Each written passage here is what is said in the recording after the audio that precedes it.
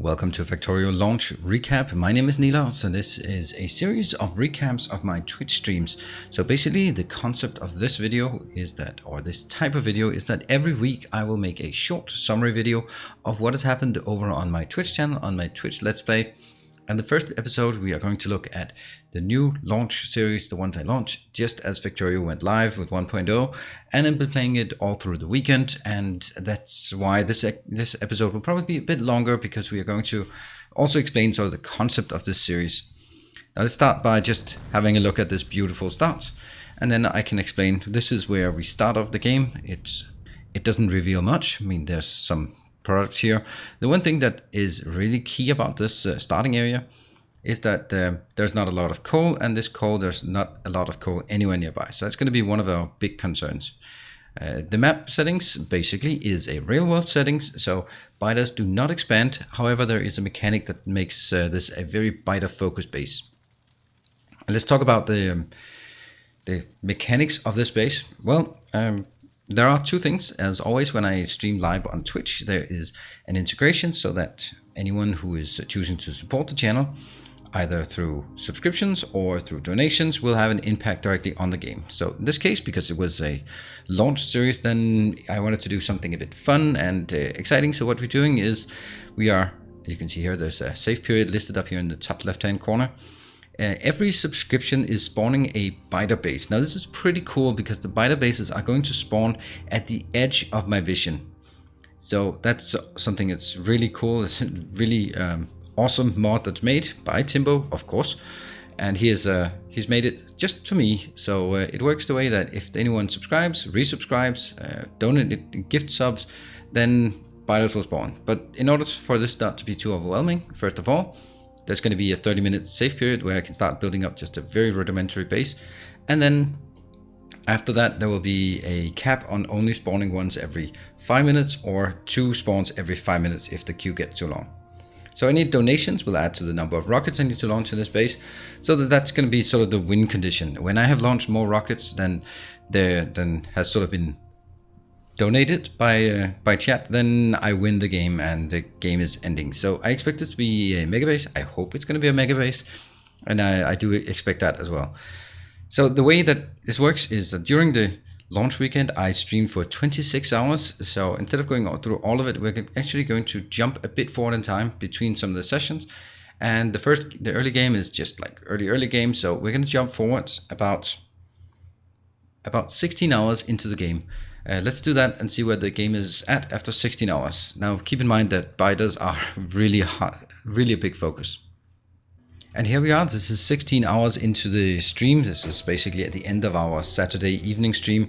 What you can see here is that the base has started to look like a Nilaus base. You can see there's a ton of path around here, but also you can see that things are not as structured as they usually are, because I'm a bit stressed out here. So my strategy for this game, you can see all around the edge that we have lots and lots of BITER bases, and my target here is to try to keep my pollution in check, so that I actually have my radar coverage further out than my radar coverage further out than my pollution. If I can do that, then the BITERs out here will not absorb pollution and therefore not attack. You can see that I have no perimeter defense around the base, so that's really where I'm struggling, and it's a pretty unique and interesting challenge. But right this time, let's go through all of the stuff we have. We have, of course, our startup base, the jumpstart base where we started off, and we have some mess of things here.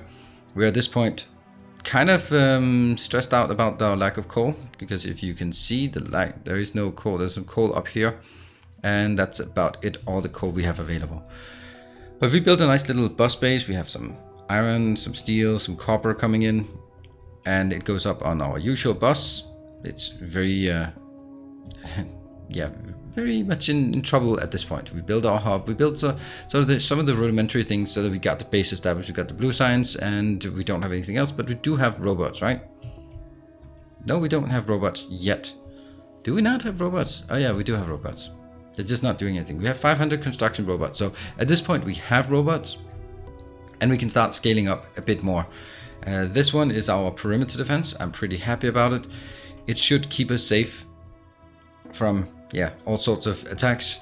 And that's going to be one of the big next targets for us to actually expand this, because at this point you can see the pollution is starting to get overwhelming out here, and I need to make sure that I have a perimeter, because as the base grows, the pollution extends, and I just can't keep pushing out my radar coverage even further. It's just not possible for us to keep doing that, and then I'll have to keep out clearing, and there's still a long queue here, nesting queue. You can see there's 83 BITER nests still waiting, and there's a little X2. That means twice of these are spawning. So I should mention that this series is going to be streamed over on my Twitch channel. This happens every Tuesday, Thursday, and Sunday at 8 p.m. Central European Time. You're very welcome to drop by. It's pretty cool. We're having tons of fun with this. And this base is going to run at least 2 months, I would be my guess, probably more. So this will be my main Twitch base, and if you are missing things, then on a weekly basis I'm going to do these recaps here on YouTube so that you can catch up if you miss it, or if you just want to sort of get a refresher before the next week on what we've done. And this is there are some key things. Let's remove this. There's a lot of blinking because we just don't have enough red circuits to support. So some of the things that are really our concern here is that I'm starting to use solid fuel. This is very rare that I do this. I use solid fuel for feed my smelting columns because I'm just so afraid of the coal here. Likewise, I'm trying not to use coal for power, and I want to transition to using the wood we're burning just as our backup power. You can see iron is also pretty bad at this point, and I have it just barely tapped, and there we go.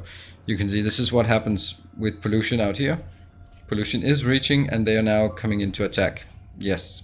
I think this is time for us to move forward in the timeline to something else. I'm also trying to get more solar power, but solar is kind of iron intensive, with both requiring green circuits and steel. So it's I really also, as much as I'd like to do this, I can't really keep doing this. So we're actually kind of stressed out at this point because yes, we have robots, we got some tech, but our perimeter defense is non-existent, and that's the main part of what we need to work on. So let's jump forward in time and see what happens after the 4th stream of the weekend. Another 4 hours in. Now here we are at this point about 20 hours into this playthrough.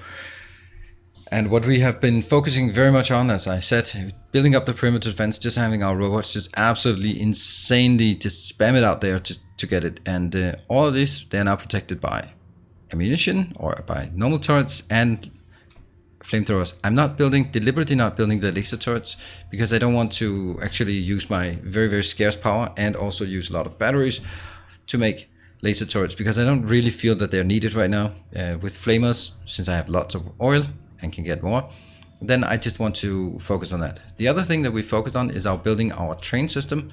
There will be a train path around the entirety of the base, and that will go out down here and it'll go out up here. The first focus will be tapping this coal and then probably getting some more iron in, or it is about getting more iron in.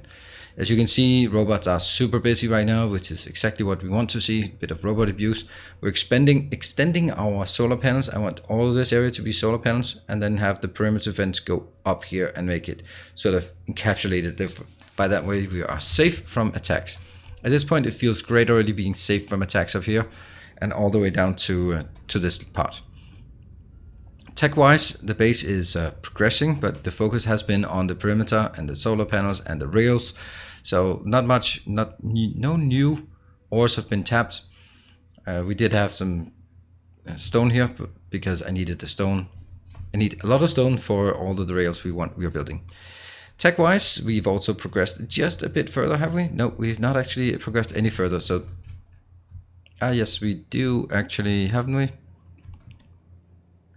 No, we're almost there, because we built the blue circuits that we are just stockpiling, just a few of those, and we built some low density structure. So we have the ingredients in order to feed it into here to the yellow science, and then we can go on to the next tier of science. So that we can, for example, get the portable. Oh yeah, I did sort of hand carry things over so we could get the portable fusion reactor, so we can get that one. Because yeah, power armor isn't all that hot without a portable fusion reactor.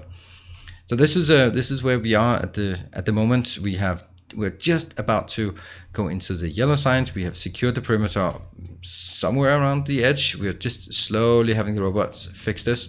I'm gonna have to go out and clear this area so that we can get a safe perimeter up here. That's gonna be one of the next thing, as well as expanding out to tap this coal, which is gonna be dangerous because we do have a lot of issues out here.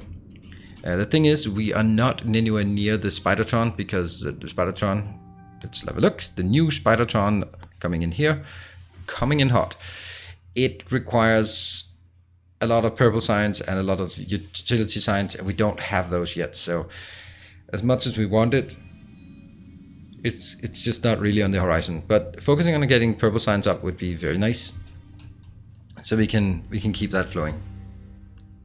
There, that's and let's do a jump forward to the last stream of the weekend. So I streamed 26 hours, so this is going to be after 26 hours of streaming, and very intense. You can also see the number of rockets here to be launched is constantly increasing because I am not launching any rockets yet. So this number will just keep accruing, and then eventually when I start launching rockets, I'll hopefully be able to bring this down faster than it goes up. Probably not in the beginning, but eventually over time we will be able to bring it down. Let's jump forward in time and see at the end of the launch weekend. And here we are. Now we can see the only blinking thing is actually our missing gates, and I really need to make some gates here. They are totally useless, but they are aesthetic, so that's pretty cool. And here we have now the train system is kind of built out. We have the first train coming in. We've cleared this area around here, and we have now a nice fat coal deposit that can go back and forth. The coal is working on emptying here. Okay, it's not actually completely empty or completely inlined here. That's probably because these are not completely full.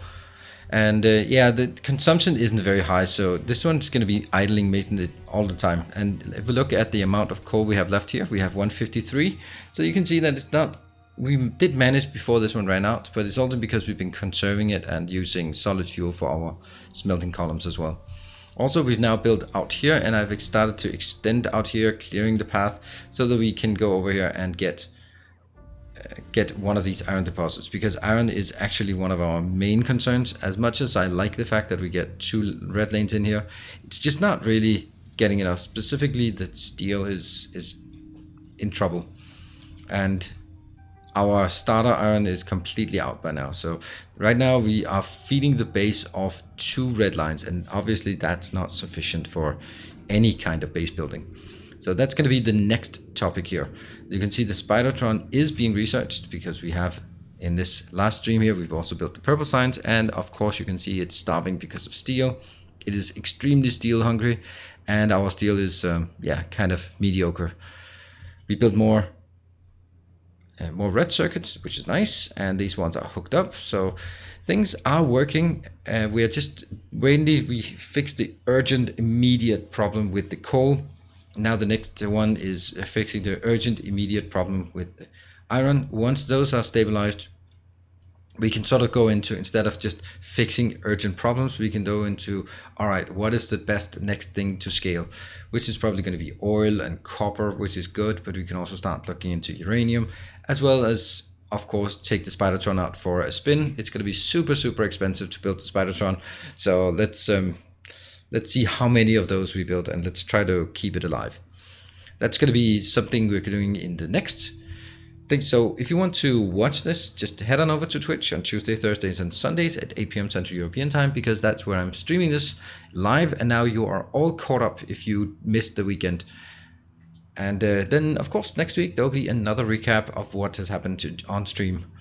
And yeah, so if you appreciate it, I know this video is not for everyone, because if either you're not interested in what's going on over on my live stream, that's fine, or you've already watched it, so you don't need to watch this recap, that's fine. But I feel that, and I also got a lot of feedback that it's actually super useful, because I'm streaming a lot, so obviously not very many people can watch every stream or wants to watch every stream, so it's nice to be able to just get a short 15-minute catch up. Thank you very much for watching. I hope to see you on Twitch or here on YouTube. As always, stay effective.